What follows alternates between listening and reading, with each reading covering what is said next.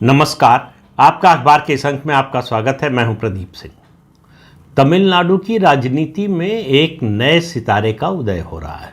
एक नई पार्टी बनी है जिसका नाम है टीवीके और इसके नेता हैं तलपति विजय। तलपति तमिल में कहते हैं सेनापति को। उनके जो समर्थक हैं उनको प्रेम से सेनापति बुलाते हैं, सेनापति विजय। उन्होंने पार्टी तो लॉन्च फरवरी में ही कर दी थी, लेकिन उसका पहला राज्य सम्मेलन अभी 27 अक्टूबर को रविवार को हुआ है और उसमें उन्होंने पार्टी की नीतियां क्या होंगी, कौन किसके वो साथी हैं, किसके विरोधी हैं, किसको आदर्श मानते हैं, ये सब बताया। बिहार और उत्तर प्रदेश के बारे में जब हम राजनीति की बात करते हैं तो कहते हैं कि जाति के बिना उत्तर प्रदेश बिहार की राजनीति की बात ही नहीं हो सकती। लेकिन उत्तर भारत में रहने वाले बहुत कम लोगों को पता होगा कि जाति का जितना बड़ा प्रभाव राजनीति पर तमिलनाडु में है उतना उत्तर प्रदेश और बिहार में भी नहीं है। सब कुछ जाति से तय होता है। तो इसलिए जब एक नया नेता आ रहा है और ये नेता अभिनेता भी रहा है, तमिल फिल्मों के लोकप्रिय अभिनेता रहे हैं विजय, तो एक जो स्थान रिक्त हुआ है खास तौर से करुणानिधि और उसके बाद उससे पहले एमजीआर और जयललिता के निधन के बाद तमिल राजनीति में मेन स्ट्रीम जो पार्टियां हैं उनमें कोई फिल्म वर्ल्ड से आया हुआ या फिल्म जगत से आया हुआ नहीं है। बड़ी उम्मीद थी कि रजनीकांत अपनी पार्टी बनाएंगे, उन्होंने घोषणा भी की थी, बाद में वो बैक ट्रैक कर गए, पीछे हट गए और उन्होंने कहा कि राजनीति से मेरा कोई लेना देना नहीं है, मेरा स्वास्थ्य ऐसा नहीं है कि राजनीतिक दल बनाऊँ और चलाऊँ। कहा यह गया कि उनको डर था कि उनका जो समर्थक वर्ग है, जितना बड़ा फिल्मों के जितने उनके प्रशंसक हैं, वो उनके पार्टी बनाया तो उनके कार्यकर्ता के रूप में तब्दील होंगे कि नहीं। ये उनके सामने बड़ी चुनौती थी, शायद इस वजह से, और उम्र और उसके अलावा स्वास्थ्य भी कारण था जिसकी वजह से उन्होंने तय किया कि वो राजनीति में नहीं आएंगे। तो फिल्मी दुनिया से एक बड़े सितारे, बल्कि कहें कि बहुत बड़े सितारे के आने की उम्मीद थी, वो खत्म हो गई थी जब मना किया रजनीकांत ने राजनीति में आने से, और किसी पार्टी के समर्थन या विरोध में भी नहीं आए वो। तो एक तरह से उन्होंने राजनीति से किनारा कर लिया। अब विजय ऐसे समय में उन्होंने अपनी पार्टी बनाई है और राजनीति में आए हैं जब तमिलनाडु के लोग द्रविड़ राजनीति का विकल्प खोज रहे हैं, लेकिन विजय अपने को उस विकल्प के रूप में पेश नहीं कर रहे। ये बड़ी अजीब बात है। उन्होंने हमला इस पर नहीं किया कि द्रविड़ राजनीति जो उसकी विचारधारा है उस पर हमला नहीं किया। उन्होंने एमके स्टालिन के परिवार पर, करुणानिधि के परिवार पर हमला किया। कहा एक परिवार है जो द्रविड़ मॉडल के नाम पर लोगों को धोखा दे रहा है, द्रविड़ मॉडल की राजनीति करने वाला अपने को बता रहा है और प्रदेश को लूट रहा है। तो उनका सीधा हमला व्यक्तिगत था, राजनीतिक या विचारधारा के स्तर पर कोई हमला नहीं किया। उन्होंने कहा कि दो मेरे विरोधी हैं, एक राजनीतिक विरोधी डीएमके और एक वैचारिक विरोधी जो देश में विभाजनकारी राजनीति चलाते हैं। उन्होंने नाम नहीं लिया बीजेपी का, लेकिन उनका इशारा भारतीय जनता पार्टी की ओर था। लेकिन इससे कोई फर्क नहीं पड़ा डीएमके पर। डीएमके ने कहा कि ये दरअसल विजय की पार्टी बीजेपी की सी टीम है, ए और बी भी नहीं है, ये सी टीम है। और उसके अलावा हमला किया और कहा कि उनकी पार्टी की कोई विचारधारा नहीं है, जो है सब नकल किया हुआ है, हमारी ही नीतियों को ये अपनी नीति बता रहे हैं। और विजय ने जो कहा है कि 5 उनके आदर्श हैं जिनको वो फॉलो करना चाहते हैं, जिनको वो फॉलो करेंगे और अपनी राजनीति को आगे बढ़ाने के लिए जिनको आदर्श के रूप में पेश करेंगे। एक पेरियार का वो सम्मान करते हैं, पेरियार को आदर्श मानते हैं, लेकिन पेरियार की ये जो विचारधारा थी अनीश्वरवाद की, एथिस्ट थे पेरियार, आपको मालूम होगा, उन्होंने कहा उसमें मेरा विश्वास नहीं है। मैं सभी धर्मों का सम्मान करता हूँ, किसी धर्म मजहब का विरोध नहीं करता हूँ और मैं अनीश्वरवादी नहीं हूँ, यानी एथिस्ट नहीं हूँ। आपको बता दें थोड़ा सा विजय के बारे में कि वो क्रिश्चियन हैं। उनका पूरा नाम जोसेफ विजय है। उनकी माँ मुदलियार समुदाय से आती हैं। तमिलनाडु में मुदलियार समुदाय जो है वो ओबीसी में गिना जाता है। उनके पिता क्रिश्चियन थे। विजय खुद क्रिश्चियन हैं और उनकी पत्नी मुदलियार हैं। तो इससे आप ये समझ लीजिए कि उनकी सामाजिक स्थिति क्या है। और मुदलियार एक प्रभावशाली जाति है तमिलनाडु की, पिछड़ा वर्ग में, और उसमें बहुत सारी उपजातियां हैं। तो लेकिन उन जातियों की आज बात नहीं कर रहे हैं। सवाल ये है कि वो उनकी विचारधारा क्या, उन्होंने जो अपने आदर्श बताए, एक मैंने बताया पेरियार को कहा, दूसरा उन्होंने कहा उनके आदर्श के कामराज जो कांग्रेस के अध्यक्ष रह चुके हैं और तमिलनाडु के कांग्रेस के आखिरी मुख्यमंत्री थे। तीसरे उनके जो आदर्श हैं वो डॉक्टर भीमराव अंबेडकर। दो महिला नेताओं, स्वतंत्रता संग्राम सेनानियों को उन्होंने आदर्श बताया जिन्होंने सामाजिक क्षेत्र में और शिक्षा के क्षेत्र में काम किया है। चौथा उन्होंने बताया नेवलू नेचियार और पांचवा अजलाई अम्माल। ये 5 लोगों को अपना आदर्श बताया। एआईडीएमके ने हालांकि उनका स्वागत किया है, लेकिन ये कहा कि ये जो है कॉकटेल विचारधारा है और उनको अभी बड़ा लंबा सफ़र तय करना है। डीएमके ने कहा कि हम 75 साल से संघर्ष कर रहे हैं और विजय ने पार्टी बनाई है और 2 साल में ही, यानी 2026 में चुनाव है विधानसभा का, कहा 2026 में ही ये सत्ता में आना चाहते हैं। अब तमिलनाडु की राजनीति में जो बदलाव हो रहा है उसको देखिए। जो 2 ध्रुव थे तमिलनाडु की राजनीति में अब से कुछ साल पहले तक, जब करुणानिधि और जयललिता जीवित थे, डीएमके और एआईडीएमके, इन्हीं के बीच में राजनीति जो है वो घूमती रहती थी। कभी डीएमके सत्ता में आई, कभी एआईडीएमके आई, इसी में घूमती। और द्रविड़ राजनीति दोनों का उद्देश्य था, दोनों ने द्रविड़ राजनीति को अपनाया, तरीका अलग अलग था। इन दोनों नेताओं के निधन के बाद न तो डीएमके के पास ऐसा कोई नेता है करिश्माई और न एआईडीएमके के पास। एमके स्टालिन जो है वो एक तरह से अपने रिटायरमेंट के दरवाजे पर खड़े हैं। उनका स्वास्थ्य ठीक नहीं रहता और वो तैयारी कर रहे हैं अपने बेटे उदयनिधि स्टालिन को सत्ता सौंपने की। डिप्टी चीफ मिनिस्टर बना चुके हैं। वो चाहते हैं 2026 में डीएमके फिर से जीते और उनका बेटा मुख्यमंत्री बन जाए। ये उनका लक्ष्य है। द्रविड़ राजनीति उनका लक्ष्य नहीं है, कोई और सिद्धांत उनका लक्ष्य नहीं है। इसके लिए वो किसी से समझौता कर सकते हैं, किसी के साथ जा सकते हैं।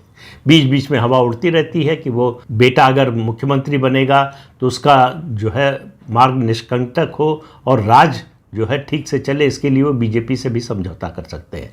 लेकिन ये सब कयासबाजी है, चर्चाएं हैं, वो आगे की बात है। 2026 में क्या होगा, नतीजा क्या आएगा, उसके बाद क्या होगा, किसी को पता नहीं है। अभी जो स्थिति है उसमें भारतीय जनता पार्टी बड़ी तेजी से तीसरे ध्रुव के रूप में तमिलनाडु की राजनीति में उभर रही है।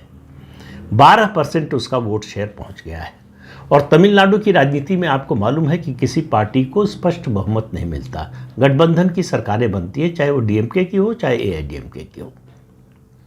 क्यों? क्योंकि जातियों में बटे हुए हैं और जातियों के नेता हैं। छोटे छोटे जाति समूहों में, यानी छोटी छोटी जातियों, छोटी से मेरा मतलब संख्या की दृष्टि से, उनके अपने नेता हैं, उनकी अपनी पार्टियां हैं। वो समझौता करती हैं इन दोनों बड़ी पार्टियों से और जिसके पक्ष में ज़्यादा इस तरह के गठबंधन के साथी आ जाते हैं वो सत्ता में आमतौर पर आ जाता है। भारतीय जनता पार्टी उस रास्ते पर चलने की कोशिश कर रही है। इसमें इतने दशकों की द्रविड़ राजनीति से जो लोग ऊब चुके हैं उनके लिए एक विकल्प के रूप में भारतीय जनता पार्टी अपने को प्रस्तुत कर रही है। तो विजय जो है, उनकी पार्टी तो बन गई है, लेकिन उनकी पार्टी जो है वो मिली जुली विचारधारा की है। उन्होंने कुछ डीएमके से ले लिया है, कुछ एआईडीएमके से ले लिया है, कुछ बीजेपी से ले लिया है। अलग अलग पार्टियों से, अलग अलग नेताओं से कुछ कुछ लेकर एक, अगर कहें हिंदी मुहावरे का इस्तेमाल करें तो एक चूचू का मुरब्बा बना दिया है। उनकी पार्टी की कोई स्पष्ट विचारधारा नहीं है। हालांकि वो कहते हैं उनकी पार्टी की विचारधारा एंटी कास्ट सेकुलर आइडियोलॉजी है। अब सेकुलर आइडियोलॉजी है, उसमें सवाल ये है कि वो अपने को मुदलियार के रूप में पेश करेंगे या क्रिश्चियन के रूप में पेश करेंगे। क्योंकि अगर वो क्रिश्चियन हैं तो मुदलियार नहीं हो सकते हैं, लेकिन वो अगर क्रिश्चियन हैं तो मुदलियार के रूप में अपने को पेश नहीं कर सकते हैं। दूसरी बात, एमके स्टालिन भी क्रिश्चियन है, क्रिप्टो क्रिश्चियन है। उन्होंने अपना नाम नहीं बदला है, लेकिन उन्होंने और उनके बेटे ने भी क्रिश्चियनिटी को स्वीकार कर दिया और सार्वजनिक मंचों से वो पिछला चुनाव जीतने के बाद ये कहते रहे हैं कि चर्च की वजह से हम सत्ता में आए हैं, चर्च के समर्थन से हम सत्ता में आए। तो चर्च की समर्थक तमिलनाडु में 2 पार्टियां चुनाव मैदान में 2026 में सामने होंगी। अब सवाल यह है चर्च किसका साथ देगा। तमिलनाडु में एक बड़ी समस्या जो राष्ट्रीय समस्या के रूप में जिसको कह सकते हैं वो है धर्म परिवर्तन का बढ़ता सिलसिला। जाहिर है कि डीएमके के राज में ये और तेजी से बढ़ रहा है और विजय आ रहे हैं तो वो इस जो परिवर्तन है इसको और हवा देने वाले हैं और गति देने वाले हैं। तो ऐसे में एआईडीएमके और उसके अलावा बीजेपी का रुख क्या होगा। क्या एआईएडीएमके और बीजेपी में फिर से अलायंस की 2026 के चुनाव में कोई संभावना है, अभी कहना मुश्किल है। अब ये निर्भर करेगा कि अगले लगभग 2 सालों के में मई में चुनाव होना है 2026 में, तो अगले 2 साल भी नहीं बचे तो 1.5 साल ही कहिए बचे हैं। लगभग 1.5 सालों में ये विजय की पार्टी जो है वो किस रूप में आगे बढ़ती है, उसका जनाधार कहाँ दिखाई देता है, किस वर्ग पर दिखाई देता है, कि किस क्षेत्र में दिखाई देता है, इसके आधार पर तय होगा। लेकिन बीजेपी में भी सब कुछ अच्छा नहीं चल रहा है। अन्नामलाई जो बहुत तेजी से राजनीति के क्षितिज पर उभर रहे थे वो अचानक जो है बादलों में छुप गए हैं, ऐसा लगता है। वो पढ़ाई के लिए ऑक्सफोर्ड चले गए हैं, लंदन में है इस समय। और पार्टी का एक वर्ग है जिसका मानना है कि अन्नामलाई की नीति पर चलकर पार्टी ने गलती की। 2024 का जो लोकसभा चुनाव था उसमें भारतीय जनता पार्टी को अन्ना द्रमुक से समझौता करना चाहिए था और अन्नामलाई इसके खिलाफ थे। उनका मानना था कि रास्ता थोड़ा लंबा है, लेकिन अगर अपनी पार्टी को खड़ा करना है, अगर अपनी पार्टी का जनाधार बनाना है, संगठन बनाना है, तो अकेले चलना पड़ेगा। अब इन दोनों के बीच में रास्ता कौन सा होगा ये पार्टी का हाईकमान तय करेगा। उसी के आधार पर तय होगा कि के अन्नामलाई का राजनीतिक भविष्य तमिलनाडु की राजनीति में क्या है। और जिस तरह से वो गए हैं उसके बाद ये भी सवाल उठ रहा है कि क्या उनकी राजनीति में रुचि बची भी है या नहीं। ये सारे सवाल हैं। कुछ लोगों को उम्मीद थी कि शायद उनको राज्यसभा भेजा जाएगा, केंद्र में मंत्री बनाया जाएगा, वैसा कुछ नहीं हुआ। लेकिन जो है उनके खिलाफ पार्टी के राष्ट्रीय नेतृत्व की ओर से कोई ऐसा संकेत नहीं दिया गया कि उनसे मन अब उब चुका है या उनका विकल्प तलाशा जा रहा है। दलपति विजय के आने से तमिलनाडु की राजनीति में कोई बहुत बड़ा परिवर्तन आने जा रहा है आज की तारीख में दिखाई नहीं दे रहा है। लेकिन कंपटीशन थोड़ा ज़्यादा हो, मल्टी कॉर्नर्ड कंटेस्ट हो गया है। और इस मल्टी कॉर्नर कंटेस्ट में अगर 4 मुख्य प्लेयर हो जाएंगे, डीएमके, अन्ना डीएमके, बीजेपी और टीवी के जो विजय की पार्टी है, तो इसमें जो 21, 22, 23% तक वोट शेयर जिसका होगा उसको सीटें मिलने लगेंगी और अच्छी खासी सीटें मिलने लगेंगी। तो बीजेपी का रास्ता जो मुश्किल दिख रहा था ट्रायंगुलर कॉन्टेस्ट में, वो अगर क्वाड्रेंगुलर कॉन्टेस्ट होता है तो उसमें थोड़ा आसान हो जाएगा। लेकिन इस पर निर्भर करेगा कि इन 1.5 सालों में बीजेपी संगठन के स्तर पर क्या करती है, विचारधारा के स्तर पर क्या करती है और नीतियों के स्तर पर क्या करती है, लोगों तक पहुंचने में, संवाद कायम करने में वो कितनी प्रगति कर पाती है। इन सब पर निर्भर करेगा कि 2026 के विधानसभा चुनाव में बीजेपी की क्या स्थिति होगी। एक नए प्लेयर के आ जाने से पूरा खेल एक तरह से जो है अनसेटल हो जाता है। तो एआईडीएमके भी आकलन कर रही है, अंदाज़ा लगा रही है, और डीएमके भी। डीएमके के साथ एंटी इनकम्बेंसी है। तमिलनाडु में भ्रष्टाचार इतना ज़्यादा है कि अब उसकी आम लोग बात करने लगे हैं, उससे ऊबने लगे हैं। तो क्या ऐसे में डीएमके का विकल्प तलाश रहा है मतदाता? दूसरा सवाल यह है कि क्या हिंदुत्व की विचारधारा का विस्तार होगा तमिलनाडु में? जिस तरह से स्टैंड लिया है उदयनिधि स्टालिन ने, खास तौर से सनातन धर्म के खिलाफ जो कुछ बोला है, उसके बाद सवाल यह है कि उस पर लोगों का रिएक्शन क्या होगा, क्या प्रतिक्रिया होगी, सनातन के बारे में क्या ऐसी बातें लोग सुनने को तैयार हैं। इन सारे प्रश्नों का जवाब जो है 2026 का विधानसभा चुनाव देगा। लेकिन इतना तो तय है कि विजय के आने से, एक नए प्लेयर के आने से जो है ये कंटेस्ट जो है थोड़ा ज़्यादा इंटरेस्टिंग हो गया है और अनिश्चित भी हो गया है कि विजय की पार्टी किसका वोट काटेगी ये किसी को मालूम नहीं। तो किसका फ़ायदा करेगी, किसकी नाव डुबोएगी और किसकी नैया पार लगाएगी, ये अभी किसी को अंदाज़ा लग नहीं रहा है। आने वाले दिनों में धीरे धीरे जो है जब उनके संगठन का विस्तार होगा और वो रैलियां करना शुरू करेंगे तब शायद थोड़ा अंदाज़ा लगेगा। लेकिन वास्तविक अंदाज़ा तो 2026 के विधानसभा चुनाव के नतीजे के बाद ही लगेगा। तो इस अंक में इतना ही। अगले अंक में फिर मिलेंगे किसी नए मुद्दे के साथ। तब तक के लिए अनुमति दीजिए।